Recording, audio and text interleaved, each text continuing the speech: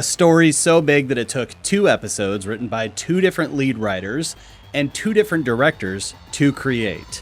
And it's the story of how one Miss Cecilia Marie Halpert came into the world.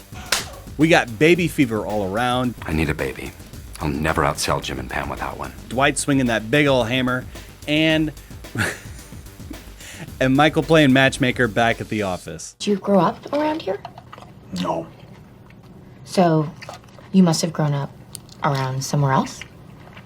Yes. Well, we got a ton to talk about, so let's get at it. Let's get at it. Skedaddle. Warning! Warning! Warning! I understand nothing. All right, so let's get to the behind-the-scenes stuff first, as much as I've been able to compile at least. My first question was, like, why did they have 2 distinct episodes? Here's the stat sheets on everyone involved in creating this one. And seeing Harold Ramis's name on that list just makes me want to go watch Afterlife again. I was crying so hard. Anyway, from what I can tell, the reason that there's 2 distinct lead writers and directors for this one episode was that it was originally created to be 2 distinct episodes. The network wanted them to combine this into 1 hour-long episode, so everybody needed to throw their heads together and recraft this so that the A plot, B plot, and C plots all kind of fit into this overall mega episode. Personally, I think this shows up in the final product. Not that it's bad, I'm going to get to that in the ratings. But another tidbit that I want to talk about is that, and a lot of people know this, that this guy... I'm the consultant. Got milk? All right. is Jenna Fischer's husband in real life. I found this quote deep on the Office Tally website, in which Fischer said, "I will only allow one actor to manhandle my breast, and that's Will Ferrell."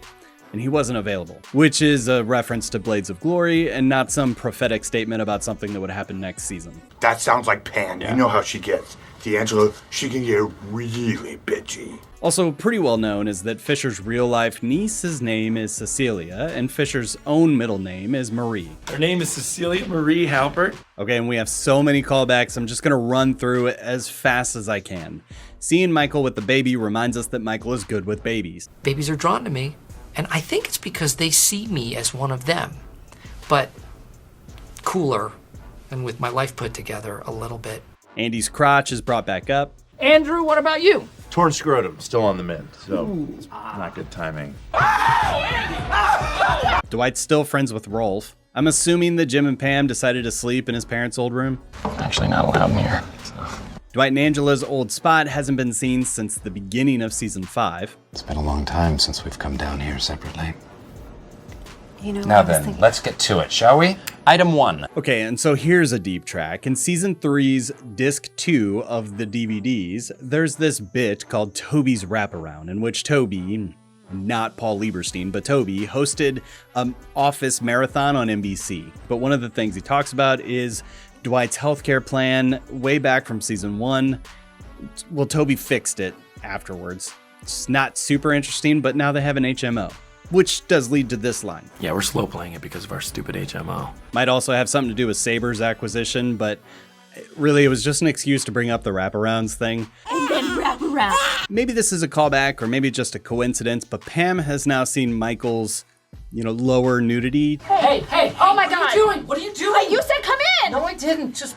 Oh my God. Please. A penis, when seen in the right context, is the most wonderful sight for a woman. And now That kid's gonna have a lot of hair. Dwight's recognized by the police. Don't make this difficult, Dwight. Not now, Dwight. Also loves to stow weapons. The bumpkin is back. All I did was bring macaroni and cheese. She's a dental hygienist from Carbondale, and she makes love like one. She's a bumpkin. Pass. Pam's officially out of the pact that she made with Michael way back in early season 3. If in 10 years I haven't had a baby and you haven't had a baby, No, Michael. 30.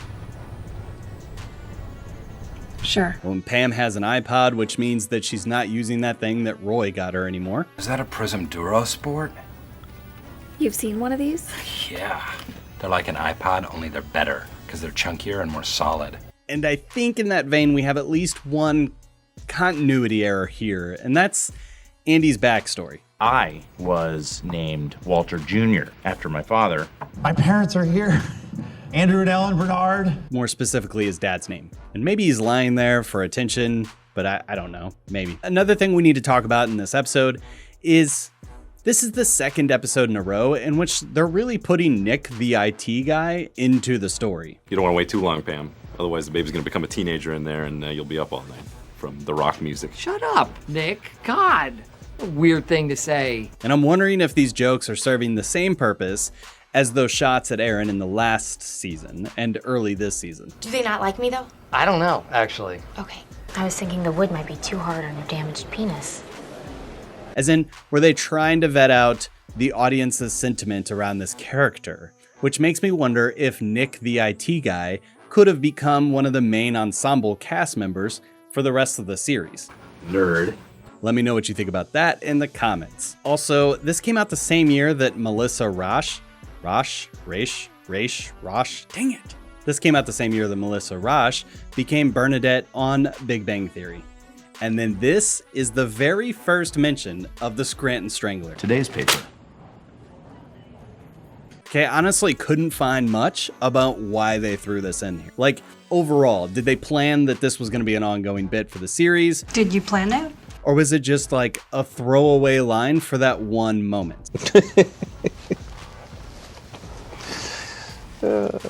So I reached out to Andy Greene, who wrote the book on The Office, and he told me the Strangler didn't come up in many of his conversations, but he did find this one quote from Halstead Sullivan talking about how the Strangler was one of those ideas that they'd pitched earlier in the seasons.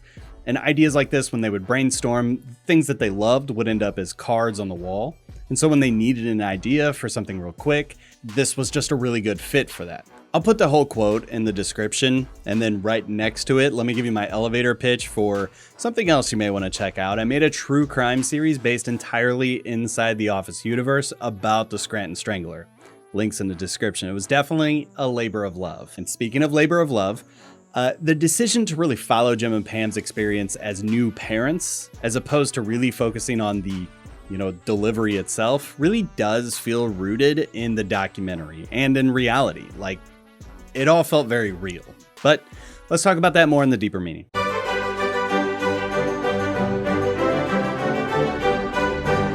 What does a bean mean? Someone please explain it to Cap. Okay, so it's Christmas time when I'm writing and filming this, and Christmas music is everywhere.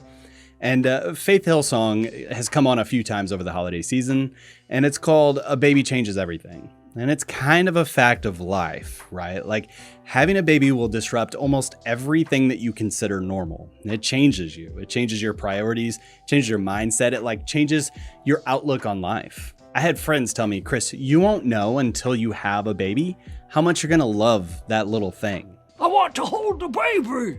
And that advice was spot on. And some story time real quick.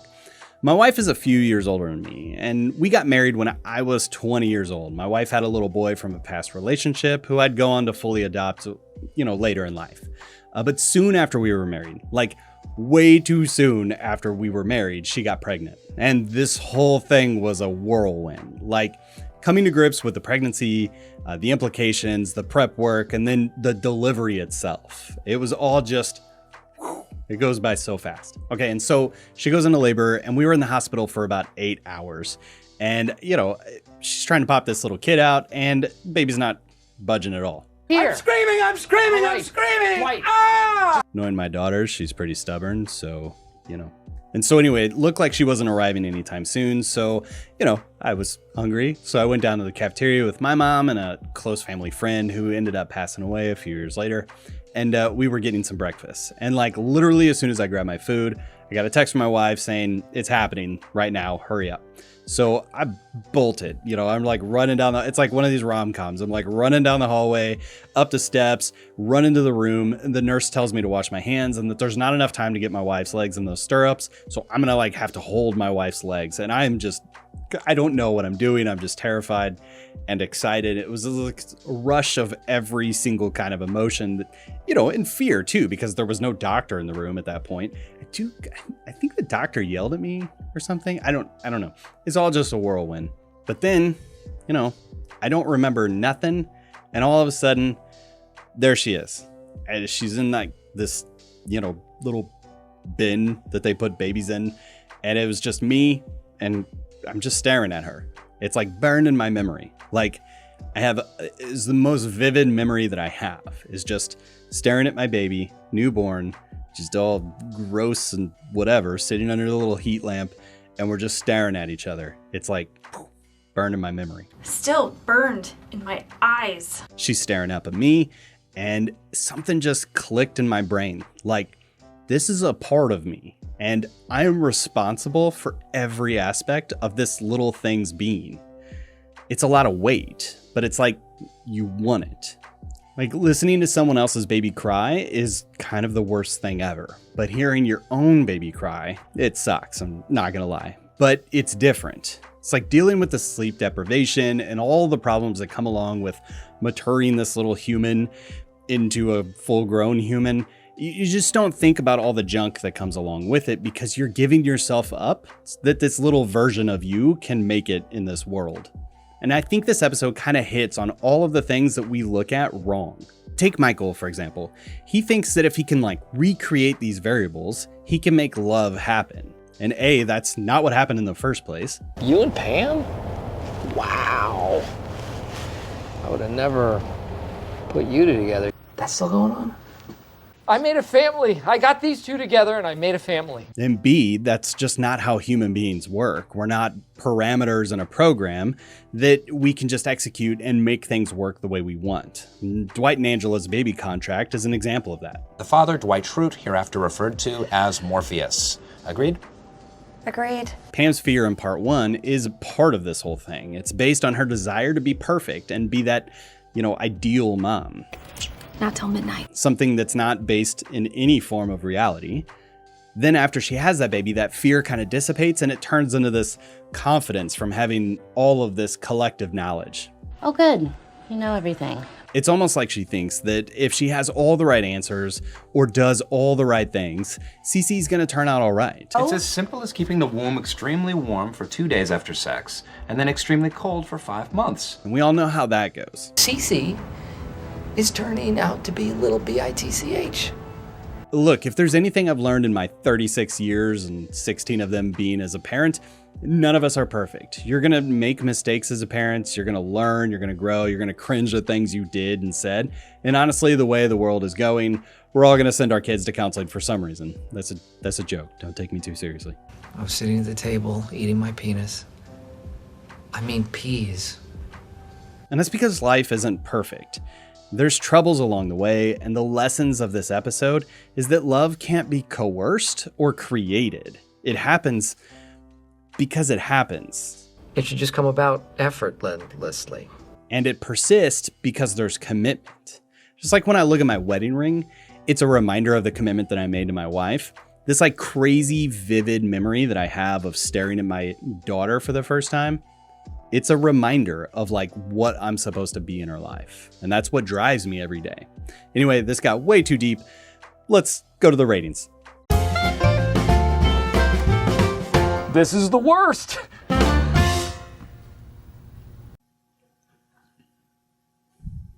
That's my daughter in the other room screaming at people on Fortnite. All right, the cold opening. Hey, did I tell you we're gonna have a baby? Oh, thank you very much. I'm excited. Oh, definitely. No. It's pretty good. I think it actually makes it a little bit better to pretend that Jim wasn't talking to anyone at all, and that phone call was just a prank. The punchline's pretty good.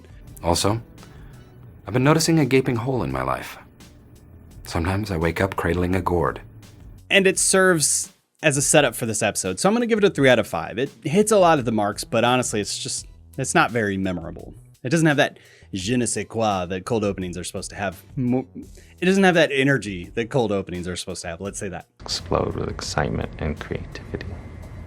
Okay, so rating the delivery is a little hard. Wow, that is really hard. I think it's because there are a ton of great bits in this episode. We didn't talk about the entire sequence in which Michael has to distract Pam from delivering the baby. Stick spicy food up her butt. Nope. This might be the hardest that Ed Helms works this entire season. He is bringing it. I need complete silence. There's some great moments throughout this entire episode. Sir! Thunder implant, it's okay. You can't park here. Yeah! I just did. And then there's a lot of drama here too. Krasinski bringing the tears that I read was on his very first take. It's beautiful. Pam's freak out felt super real. Babe, I'm not going. It's fine. Really Hey, come on. No, I'm not going. I am not going, okay? I'm not going today because I can't do it. I don't think I can. 5 minutes and 2 minutes is a very big difference. You gotta hold it together right now. And this bit, man, it kills me every time. I love it. Not all meals, just second breakfast, lunch, second lunch, and first dinner. It's the B plot and C plot, honestly, which just don't work for me. No. Which, knowing the network interference somewhat, lended to that feeling. How some people spend their money. Regardless, I'm giving this episode a 4 out of 5. You're definitely feeling that. I can't help but feel like I didn't talk about everything I wanted to here, but I was trying to keep this video, as short as possible. That's what she said. Merry Christmas if you're watching this around Christmas time when I'm releasing it. Thanks so much for watching, and we'll see you next time.